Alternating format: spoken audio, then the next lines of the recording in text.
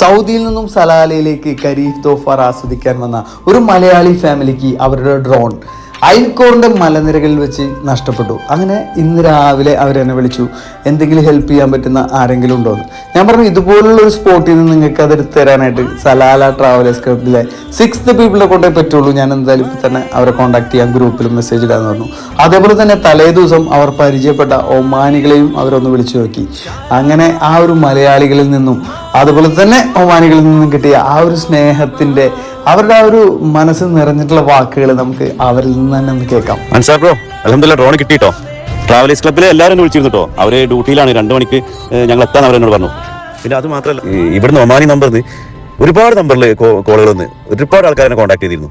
പക്ഷെ അവരൊക്കെ എന്നോട് പറഞ്ഞത് എന്താ വെച്ചാൽ, ഇവിടെ ഈ ട്രക്കിങ്ങിൽ നിങ്ങൾക്ക് എന്തെങ്കിലും ചെയ്യാൻ കഴിയുന്നുണ്ടെങ്കിൽ ട്രാവലേഴ്സ് ക്ലബ്ബിനാണ് എന്തെങ്കിലും ചെയ്യാൻ കഴിയുക. എന്നോട് പറഞ്ഞു, ഇന്നലെ നമ്മൾ പരിചയപ്പെട്ട ഒമാനികളൊന്ന് വിളിക്കുകയാണ്. അങ്ങനെ ഞാൻ അവർക്ക് വിളിച്ചു. അവർ വിളിച്ചപ്പോൾ ആ സ്പോട്ടിൽ അവർ ഉറക്കത്തിലായിരുന്നു. ആ സ്പോട്ടിൽ അരമണിക്കൂറായപ്പോൾ എൻ്റെ അടുത്തെത്തി.